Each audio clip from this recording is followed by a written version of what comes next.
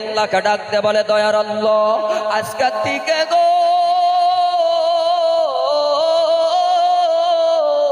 আল্লাহ আমি মদ পান করা ছেড়ে দিলাম, আজকের থেকে তওবা করলাম। মাদ্রাসার তলব আলেম ছাত্রগুলো যেই লেখাপড়া করে আমি ওই ছাত্রগুলোর সঙ্গে কোরআন শিক্ষা করাবো এবং কি সারা জীবন তো 15-20 বছর আমি মদ খেয়ে কাটাইলাম, কিন্তু না আজকের থেকে মাদ্রাসার ছাত্রদেরকে আমি সহায় করো। এই যুবক তওবা করার লাগে গো, আমার আল্লাহ তো রহমান, আমার আল্লাহ রহিম। যুবক তওবা করতে দেরি রে, আমার আল্লাহ ওই গুনাহগার খাতা থেকে নাম কাটিয়ে দিয়া আমার আল্লাহ ওই মদার যুবককে কোরআনের ভালোবাসায় গো আল্লাহর ওলি বানায়া দিছে, আল্লাহর ওলি বানায়া দিছে কোরআনের ভরসে, কোরআনের ভালোবাসা। একটা হরফ যদি শিক্ষা গ্রহণ করার জবাব যারা কোরআন পড়তে পারো না, তেলাওয়াত করতে পারো না, এ পর্দারের মাগো অনেক মা বোনেরা আছে পবিত্র কোরআন তেলাওয়াত করে না রে, তোমাদের হাতে পায়ে ধরে বলে যাই রে মা, আজকের থেকে তোমরা ওয়াদা করে নাও প্রত্যেকটা দিন ফজরের নামাজের পরে, ফজরের পরে যদি না পড়ো মা, মাগরিব এশার পরে গো একটা পৃষ্ঠা যদি পড়তে পারো রে। বর্তমান যুবক যদি কোরআন তেলাওয়াত করতে আপনার না পারেন, রাসূলুল্লাহ সাল্লাল্লাহু আলাইহি ওয়াসাল্লাম বলেছেন, যেই যুবক কোরআন তেলাওয়াত করতে পারে না, কোরআন পড়তে পারে না, ওযু বালামাতে ওযু পড়বে, ওযু বানায়া ওই যুবক আল্লাহর কালাম সম্মুখে নেবে আর এই শাহাদাত আঙ্গুলের মাধ্যমে এইভাবে বলাবে আর বলবে, আল্লাহ পড়তে পারি না তোমার কোরআন গো, এত সুন্দর তোমার কোরআন পড়তে পারি না আল্লাহ। এই যে ব্যক্তি পড়লে একটা হরফে 10টা করে নাকি পাওয়া যায় গো, আর যে পড়তে পারে না শাহাদাত আঙ্গুলির মাধ্যমে এই রকম করতেছে সমান সমান সওয়াব। তবে ইলম শিক্ষা করা লাগবে, ইলম শিক্ষা লাগবেই। আপনি কবরে যাওয়ার সাথে সাথে ইলমের দরকার, ইলমের শিক্ষা লাগবে। পুরুষের থেকে তো মহিলার মানুষ বেশি হয়েছে, মহিলাদের বয়ান একটু করা দরকার। কথা কান ঠিক নেই, নাহলে তো সকালবেলা উঠতেই তো এটা এমন গুতা দিব, কতক্ষণ ঠিক না। পর্দার আলের একটু ভালো করে বোঝান চেষ্টা করবেন মাগো। বর্তমান জামানার মধ্যে স্বামী স্ত্রী মিল আছে না নাই? আছে না নাই? কিরকম মিল? যেমন বিজেপি আর কংগ্রেস, কংগ্রেস আর বিজেপি যেরকম মিল, ওইরকম বর্তমান স্বামী স্ত্রীর মাঝে মিল। কথা কোন ঠিক কিনা? দাও আর কুরআন যেমন ঢকঢিল মিল, দাও কেমন আর কুরআন। ও পর্দার আলের মাগো, আল্লাহ রাব্বুল আলামিন বলেছেন, হুন্না লিবাসুল লাকুম ওয়া আনতুম লিবাসুল লাহুন্না। স্বামী হলো স্ত্রীর চাদর, স্ত্রী হলো স্বামীর চাদর। জোরে কোন সুবহানাল্লাহ। যে শাশুড়ি আম্মা যারা বসেছেন, এ পর্দার আলের মাগো, যারা শাশুড়ি আম্মা যারা হয়ে বসে আছেন, মা শাশুড়িদের ব্যাপারে বলি, তোমার মেয়ে 18টা বছর তুমি লালন পালন করার পরে রে তুমি মানুষের বাড়িতে দিলা, কিন্তু মা গো শোনে নাও, যারা শাশুড়ি আম্মা হইছ মারে, তোমার বেটিকে তোমার মেয়েকে যেমন মানুষের বাড়িতে 18 বছর পরে দিলা, তোমার মেয়ে যেমন তোমার কলেজার টুকরা, তোমার হৃদয় গো, তোমার ছেলেকেও যেমন বিবাহ করাইছো তোমার ছেলের বউ, তোমার বাড়িতে আসার পর শাশুড়ি মা গো, কিছুগুলা শাশুড়ি মা আছে ছেলের বউকে দেখতে পারে না, হুদাই ক্যাডর ক্যাডর করে। কথা কন ঠিক কিনা? যতদিন পর্যন্ত শাশুড়ি মা তোমার মেয়ের মতো তোমার ছেলের বউকে বানাইতে পারো না, ততদিন পর্যন্ত সংসারে শান্তি আসবে না। তোমার মেয়ের মতো তুমি মেয়েকে যেমন অন্তরে দিয়া কলিজারে দিয়া মহব্বত করছো না, তোমার ছেলের বউকে অমন মহব্বত করা লাগবে। আর এখন আসেন যারা বৌমা হয়ে বসে আছেন রে বৌমারা, শোনে নেন, এই বৌমা গো বাড়িতে থাকার পরে তুমি যেটাই ইচ্ছা ওইটাই করেছো, তোমার মা কোনো কিছু বলে নাই। হঠাৎ যদি ধমক দেয় তোমার মার সঙ্গে তুমি কিছুই করতে পারো নাই রে মা। ও বৌমা যারা হয়ে বসে আছেন রে মা, তোমাদের জন্য এ মা, তোমার নিজের মা যেমন আপন ছিল গো, আজকে স্বামীর বাড়িতে ঢোকার লাগে লাগে তুমি লাল শাড়িটা যেদিন পরিয়া তোমার স্বামীর বাড়িতে ঢুকছো রে মা, ওই দিন থেকে তোমার শ্বশুরি মাকে আপন করতে হবে। কথা কোন ঠিক কিনা? আপন করতে চায় না, কতক্ষণ হাসা না। আর কিছুগুলা বৌমা আছে রাত যখন গভীর হয়ে যায়, ওই যে কম্বল গাই দিয়া বলে ওম অমনং ভগবানং যুদেহং, স্বামীকে কান ভরা দেয়, বলে স্বামী তোমার মা ভালো না, তোমার আব্বা ভালো না। ওই জাতীয় মহিলা, এই মহিলাদেরকে স্বামী যদি তার স্ত্রীকে মারতে পারবে তিন কারণে, মারাও যায় যাচ্ছে, তবে বড় লাড়ি দেন। হায় হায়, বড় লাড়ি নয় জানি পিটাই না, ছোট লাড়ি। কেমন লাড়ি? হাতের শরীফের ভিতরে এসেছেন আল্লাহর নবী বলেন আধা হাত, এটারে কি কন? এক টাকু। এটা কি কোন আপনারা? বিলাস, বিলাস, বিলাস। নতুন একটা ভাষা শিখলাম। এক বিলাস লাড়ি লয়। আরে বাবা, এই লাড়ি দিয়া তো আপনি মাথায় মারতে পারবেন না, মুখে মারতে পারবেন না, বুকে মারতে পারবেন না রে বাবা, পিঠে মারতে পারবেন না। মারবেন কোথায়? রাসূলুল্লাহ শিখা দিল এই আধা হাত লাড়ি দিয়ে রে বাবা, আঁটুর নিচে খালি ঘুটান। কতক্ষণ ঠিক কিনা? আমার দাদাই কইছে, যে কথা শোনে না, আপনার খারাপ পাইতেছুন, আমার দাদা তো নাই, তবে কইছে ভাই নাতি ভাইরে একটা কথা কয়ে যায়, বলে কি বউ যদি বেশি কথা না হলে এমন জায়গায় মারবি ডাক্তারে দেয় তো জানি লজ্জা পায়, থানায় যাও জানি লজ্জা পায়। কথা কোন ঠিক কিনা? পুলিশ তো দেখবো, দেহার পরে তো কেসটা লিখতো, পুলিশ আর দেয় তো। ও পর্দার আলের মা গো, এ শাশুড়ি আম্মা চেনারা আছেন, বালা খারাপ বুঝবেন, বেশি কষ্ট দিব না রে মা, তোমাদের বয়ান করবো রে মা, বালা খারাপ বোঝার চেষ্টা করবেন মা গো। আপনার ছেলের বউকে যদি আপনার মেয়ের মতো বানাইতে পারেন, সংসারে শান্তি আসবে।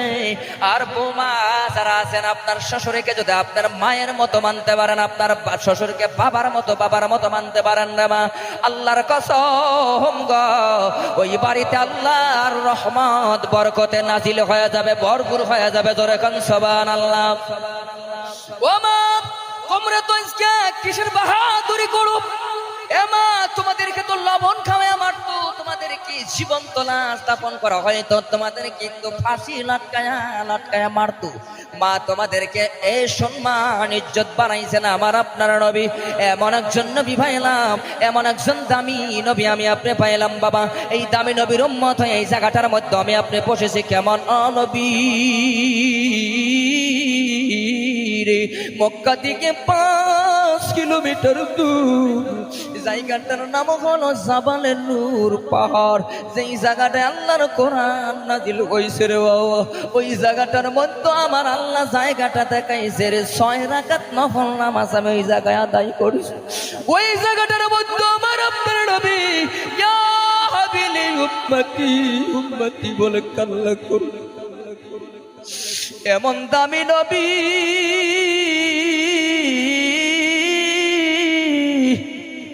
আজকে কোন নবীর উম্মত আমি আপনার কইলাম রে বাবা। যুবক রাস্তাঘাট দিয়ে হাঁটিয়া যায়, যুবকের পায়ের পাতা থেকে মাথা পর্যন্ত দেখলে রে মুসলমানের মতো দেখা যায় না। কথা কোন ঠিক?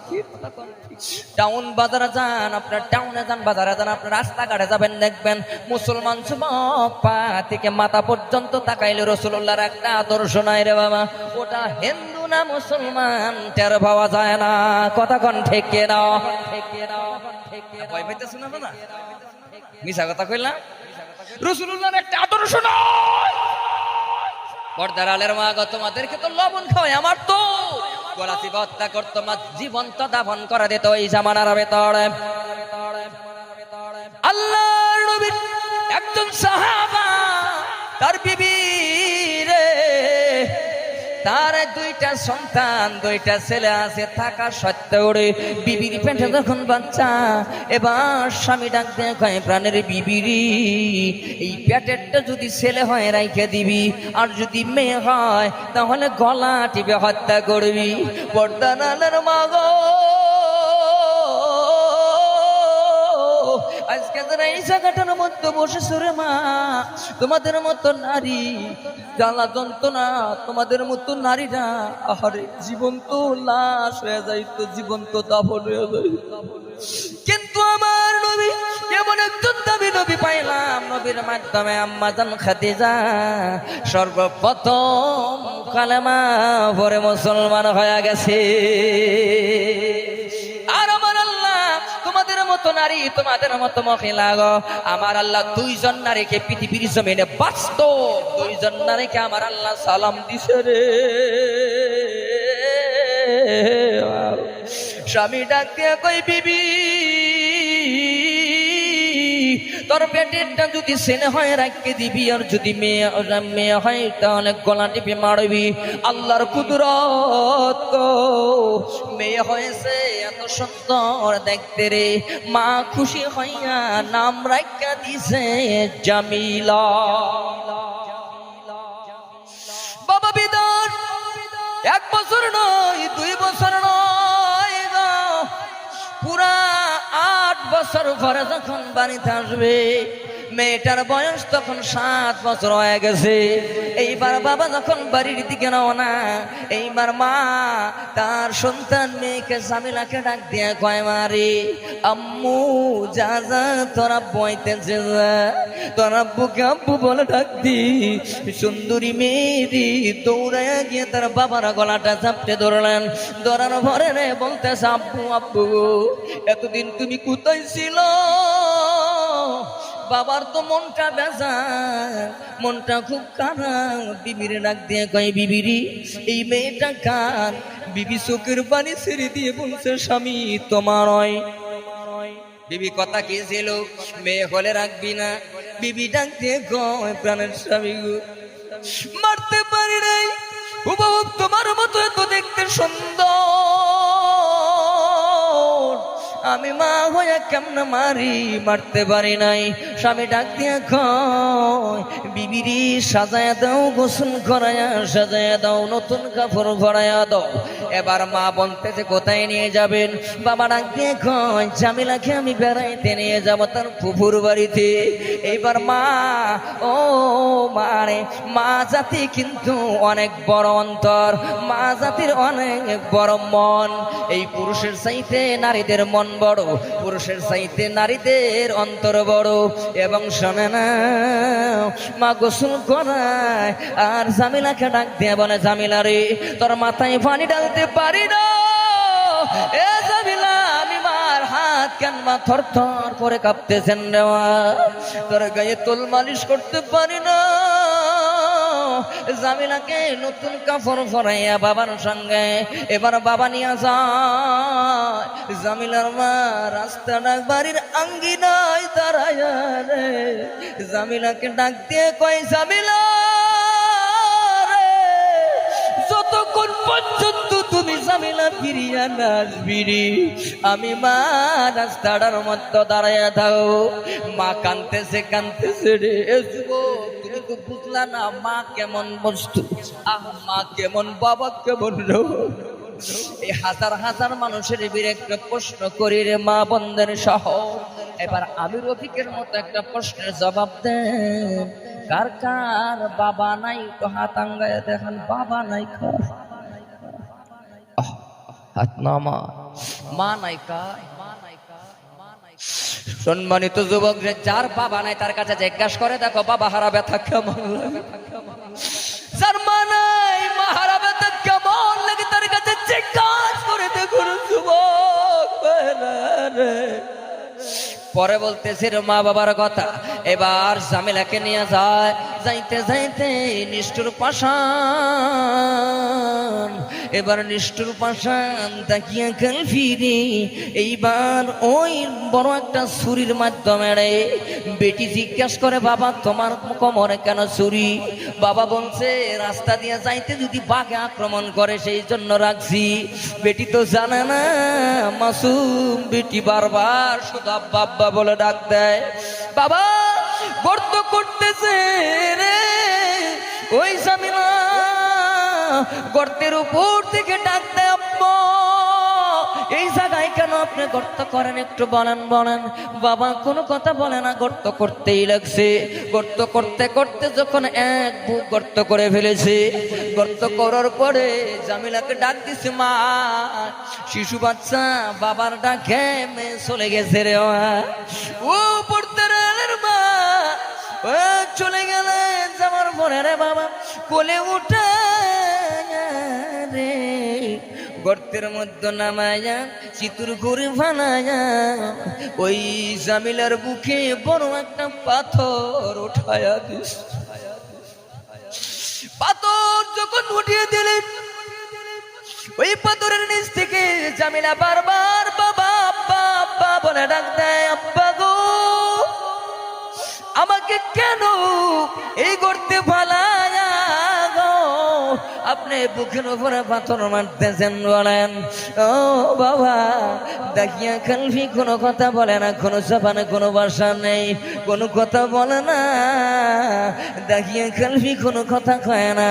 জামিলা ডাক দিয়ে আব্বা তোমার ঘরে যদি মেয়ে হয়ে জন্ম নেওয়ার পরে যদি আব্বা মেয়ে হওয়ার পরে যদি কলঙ্কিত হয়ে থাকি রে বাবা আমাকে সারিয়া দাও, আমি অন্য দেশে চলে যাব, তোমাদের বাড়িতে থাকবো না। আম্মা জামিলা বারবার বলে, নিষ্ঠুর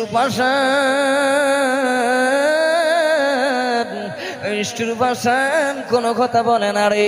জামিলার উপরে পাথর দিয়ে দিয়ে মাটি দিয়ে সাফা দিতেছে, মাটি ভাইটা ভাইটা আওয়াজ আব্বা। এমন সময় দাহিয়া কালবি মেয়েকে জীবন্ত দাফন করালাম, 7 বছরের মেয়ে দাফন করে বাড়ির দিকে রওনা হয়ে যাবে। পিছনে পিছনে বারবার তাকায় রে, তাকায়া বলে জামিলা যেন আব্বা আব্বা বলে ডাক দেয়, কলেজের মধ্যে মানে না, ডাইরেক্ট বাড়িতে রওনা। বাড়ির মধ্যে যে দেখি রে জামিলার মা রাস্তাটার পাশের গাছের সঙ্গে হেলান দিয়ে দাঁড়ায় আছে।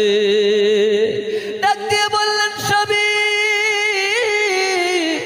আপনি একা কেন? আমার জামিলা কই?